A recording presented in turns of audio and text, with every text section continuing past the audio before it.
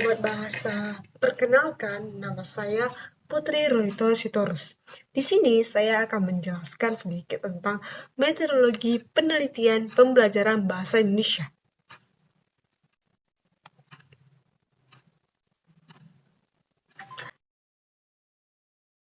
Adapun materinya yaitu hakikat penelitian, hakikat dan jenis variabel, populasi dan teknik pengambilan sampel, serta jenis instrumen dalam penelitian.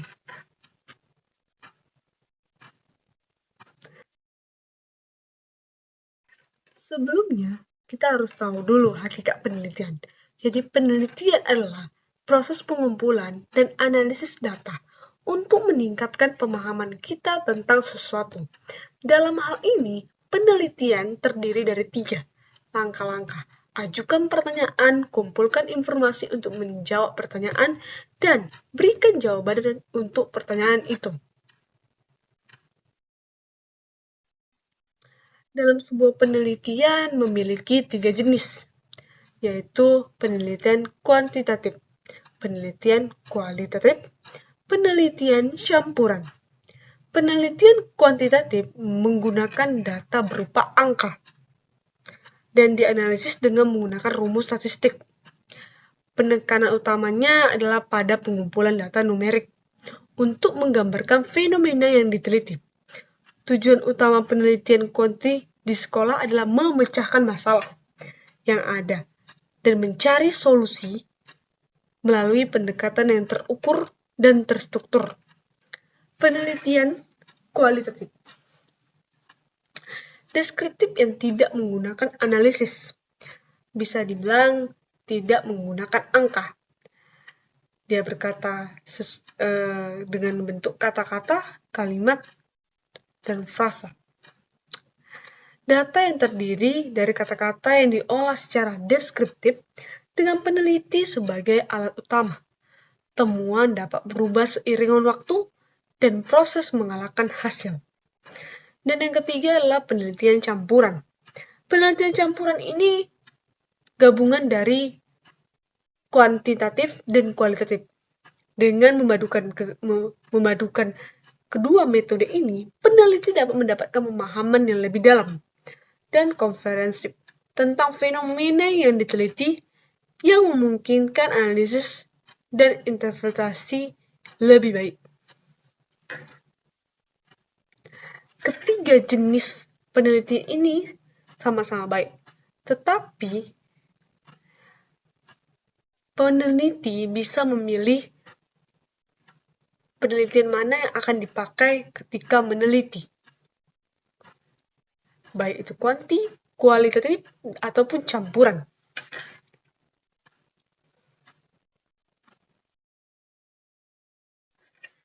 Hakikat dan jenis variabel. Sebelumnya kita harus tahu dulu, variabel ini dalam penelitian itu apa sih? Faktor yang menunjukkan sifat atau nilai yang berbeda dari individu, objek, atau kegiatan tertentu. Itulah variabel. Mereka memiliki setidaknya 2 kategori yang diambil dari nilai-nilai yang berbeda yang ditetapkan oleh peneliti untuk menganalisis atau pengujian hipotesis. Tujuan utama untuk menetapkan variabel adalah untuk menyiapkan alat dan teknik untuk menganalisis data serta untuk menguji hipotesis yang dibuat. Jadi variabel ini sangat bergantung pada penelitian. Tetapi variabel ini juga memiliki beberapa jenis. Yang pertama itu variabel discrete dan variabel continue. Yang kedua adalah variabel bebas atau independent dan variabel tak bebas, dependent. Dan yang ketiga variabel nominal, ordinal, interval, dan interaction. Dan yang ketiga adalah variabel kuantitatif dan kualitatif.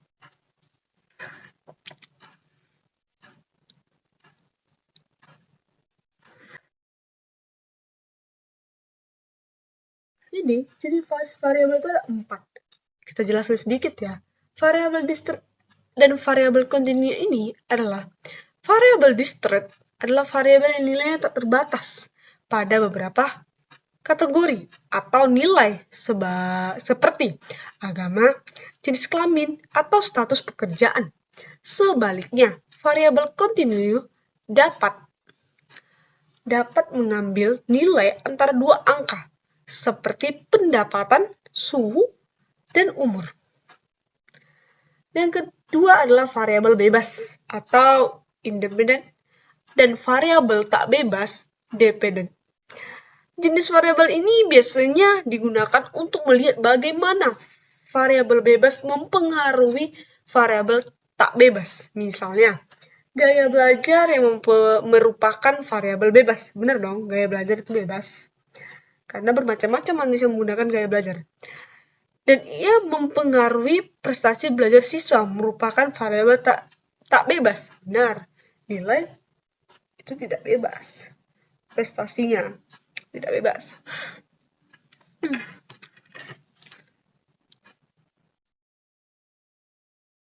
Selanjutnya itu adalah variabel nominal, ordinal, interval, dan radian.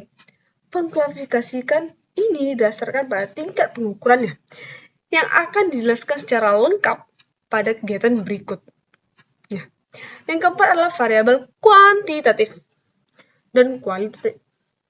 Variabel kualitatif menggunakan skala numerik atau karakter atau string atau numetrik.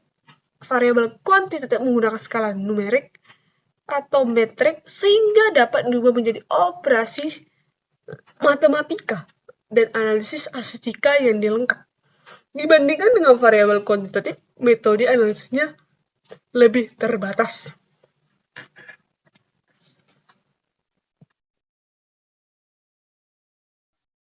Selanjutnya itu adalah populasi dan teknik pengambilan sampel. Sebelumnya, populasi itu apa sih? Jadi, dalam penelitian pembelajaran bahasa Indonesia, populasi adalah semua orang atau objek yang akan diteliti, seperti guru, siswa, kurikulum, fasilitas sekolah, hubungan sekolah, dan masyarakat, karyawan perusahaan, jenis tanaman, hutan, dan padi, kegiatan marketing, hasil produksi, dan sebagainya. Jadi, populasi ini, sebelum kita untuk meneliti, kita harus sudah memiliki populasi, variabel, dan itu menjadi sangkut pautnya. Dan itu akan saling berhubungan.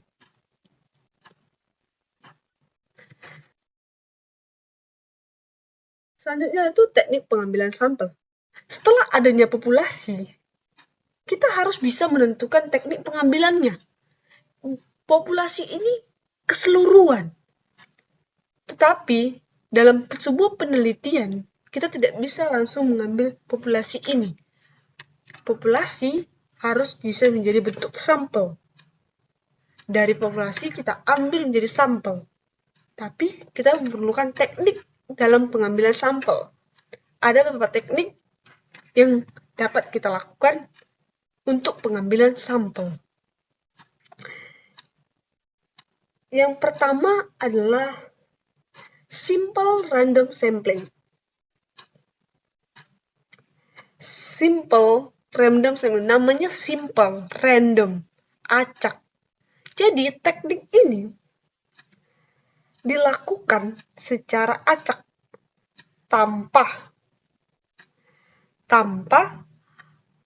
memperhatikan data yang ada dalam populasi.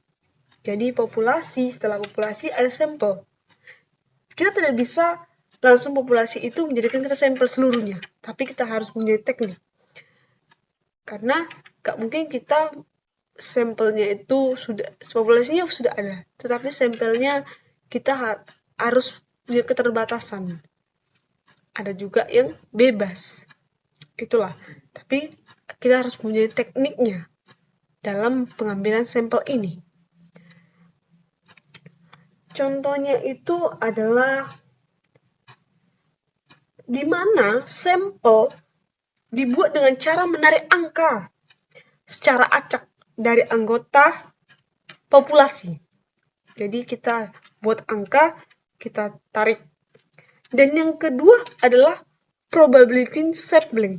Teknik ini memberikan peluang yang sama bagi setiap unsur anggota populasi untuk dipilih menjadi anggota sampling. Sampel. Jadi ini seperti berdasarkan di mana sampel yang dibagi menjadi setara berdasarkan usia, jenis kelamin, lokasi, dan lain-lain. Setiap strata yang diperkirakan atau ditentukan berdasarkan data eksternal, lalu total sampel dibagi sesuai proporsi ke tiap strata. Untuk memenuhi jumlah sampel untuk tiap strata, peneliti menggunakan experience judgment. Dan yang ketiga adalah cluster sampling. Apa sih itu cluster sampling? Teknik ini diterapkan ketika populasi dibagi menjadi wilayah atau cluster, dan semua anggota dalam cluster tersebut menjadi sampel. Contohnya adalah evaluasi tentang tingkat kesehatan siswa SMA yang melibatkan seluruh SMA di Indonesia dibagi menjadi 33 provinsi. Maka Indonesia dapat dibagi menjadi 33 klaster. Dan dipilih secara acak 7 provinsi dari 33 provinsi.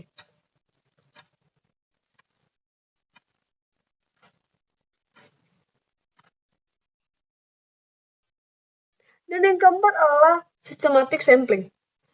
Teknik ini dilakukan dengan mengurutkan terlebih dahulu semua anggota, kemudian dipilih dalam urutan tertentu untuk dijadikan anggota sampel. Jadi dia mempunyai sistematik. Dia mengurutkan dulu semua anggota itu, baru dia pilih secara berurut untuk dijadikan sampel. Yang kelima adalah stratified sampling.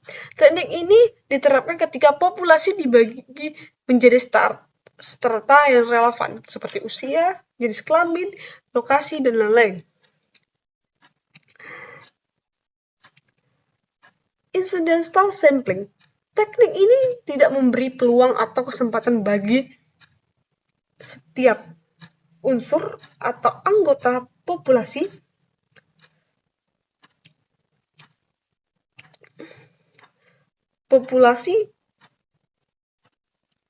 yang dipilih menjadi sampel.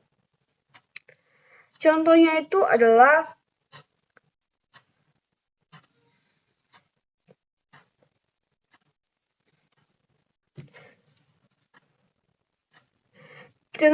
sampling di mana sampel dibuat dari individu atau anggota populasi yang terjadi secara tidak langsung. Dan selanjutnya adalah dalam sebuah penelitian pasti adanya jenis instrumen supaya kita mendapatkan hasil. Instrumen penelitian itu adalah alat. Udah ada variabel, udah ada jenisnya, udah ada populasi, sampel. Jadi ketika semua itu harus ada namanya jenis instrumen. Instrumen itu adalah alat yang digunakan untuk mendapatkan dan mengumpulkan data penelitian sebagai bagian dari proses menemukan hasil atau kesimpulan dari penelitian. Mereka dibuat sesuai dengan standar pembuatan instrumen penelitian. Jadi jenis instrumen ini ada dua, tes dan non-tes. Tes adalah salah satu jenis instrumen penilaian yang digunakan untuk mengukur keterampilan, pengetahuan, dan bakat seseorang dalam bahasa Indonesia. Contohnya, kita peneliti membuat sebuah soal esai. Bisa jadi dia lagi kuis dan latihan berbahasa. Dan itu akan diberikan kepada siswa atau guru atau yang lainnya sesuai dengan variabel objek yang kita tuju. Non-tes ini adalah instrumen non-tes terdiri dari angket atau kuesioner, interview atau wawancara, observasi atau pengamatan, skala bertingkat, dan dokumentasi.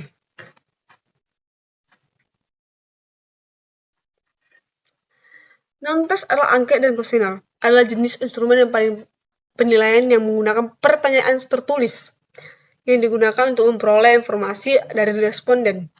Bisa dari kuesioner siswa, kuesioner guru, kuesioner para pengguna bahasa. Baru yang kedua adalah interview. Adalah jenis instrumen penilaian yang menggunakan dialog yang dilakukan oleh pewawancara untuk memperoleh informasi dari orang yang diwawancarai. Kita ada narasumber, ada pewawancaranya. Seperti apa? Wawancara siswa, wawancara guru, dan wawancara para pengguna bahasa. Dan yang ketiga adalah observasi. Observasi ini adalah jenis instrumen penilaian yang menggunakan pengamatan, meliputi kegiatan pemusatan perhatian terhadap suatu objek. Contohnya itu adalah observasi siswa, observasi guru, dan observasi para pengguna bahasa. Selanjutnya adalah rating atau skala bertingkat. Adalah jenis instrumen penilaian yang menggunakan skala untuk menilai subjek.